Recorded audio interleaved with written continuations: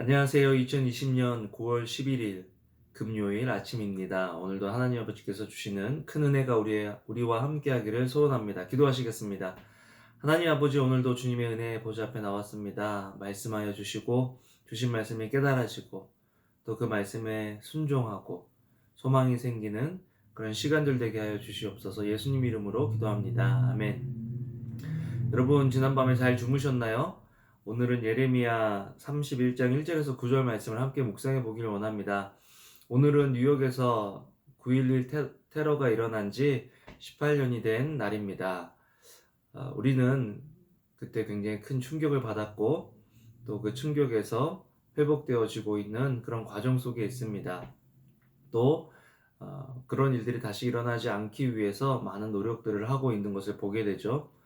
오늘 말씀도 하나님께서 황폐케 된 이스라엘 백성을 어떻게 회복시키시는지를 말씀해 주고 계시는 부분입니다. 우리가 회복을 바랄 때 우리가 그런 이야기를 많이 하잖아요. 지난 이틀 전에도 한 가정이 저희 집에 와서 식사를 했는데 남편이 그런 얘기를 했어요. 빨리 과거가 그립다. 다시 그날이 돌아왔으면 좋겠다. 그래서 제가 그날은 돌아오지 않을 거고 지금이 뉴 노멀이 될 것이다. 그런 이야기를 했습니다.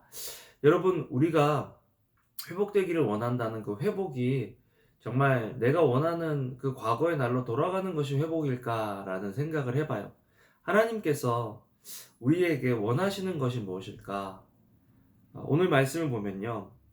1절에 보면 여호와의 말씀이다. 그때에 내가 이스라엘 모든 지파의 하나님이 되고 그들은 내 백성이 될 것이다.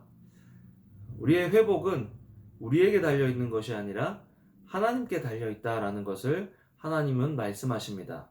그때에 내가라는 것은 하나님이시거든요. 지금 예레미야를 통해서 말씀하시는 하나님을 의미합니다. 그때 우리는 하나님의 때까지, 회복의 때까지 기다릴 수 있는, 살아남을 수 있는 그런 은혜가 필요하고 능력이 필요하다는 것을 보게 됩니다. 참 저는 이 회복의 때 감사한 것은요. 2절 여호와께서 이렇게 말씀하셨다. 칼에서 살아남는 백성은 광야에서 은총을 얻을 것이다. 칼에 살아남은 백성, 사실은 이제 바벨론이 침공해서 이스라엘 백성들이 또 이스라엘, 북이스라엘, 남유다 이렇게 나뉘었잖아요. 그런데 북이스라엘은 아수르로, 남유다는 바벨론으로 이렇게 끌려가서 포로로 잡혀갔는데, 지금 포로로 잡혀간 사람들, 그 사람들은 광야에서 은총을 얻게 될 것이다. 여러분, 우리 생각은 그냥 전쟁도 없고 기근도 없고 전염병도 없고 그냥 자기 동네에서 자기가 살던 곳에서 잘 되고 형통한 것이 복이라고 생각하는데, 하나님은 그 장소에서 끄집어내셔서 광야로 이끌어내시는데 그곳이 은총을 받을 수 있는 장소라고 말씀하시는 거예요. 그렇게 따진다면 지금 우리의 상황도 하나님께서 우리에게 은총을 주시기 위한 그런 상황이다라고 우리가 믿어야겠다는 거죠. 또 3절에 보면요. 그런 상황에서도 우리가 기억해야 될 것은 내가 영원한 사랑으로 너를 사랑했기에 내가 인애로 너를 이끌었다. 여기서 영원한 사랑을 everlasting love, 영원하다. 하나님의 사랑은 영원한 사랑. 우리의 사랑은요, 어떨 때는 한계가 있잖아요. 또 어떤 공간적인 곳을 떠남으로써 그 사랑을 더 할 수가 없는 그런 상황인데, 하나님은 시와 공간과 또 장소를 불문하고 계속해서 우리를 사랑해 주실 수 있는 그런 분이시다. 또한 하나님은요, unfailing kindness, 실패하지 않는 친절함. 우리는 잘해줘야지 하다가도 욱하고 막 화를 내고 그렇게 하는데, 물론 하나님께서 심판을 하시죠. 그것이 욱하고 화를 내서 심판하시는 것이 아니라 우리를 사랑하시기 때문에 우리를 바른 길로 인도해 주시기 위해서 하나님께서 그렇게 화를 내신다는 거죠.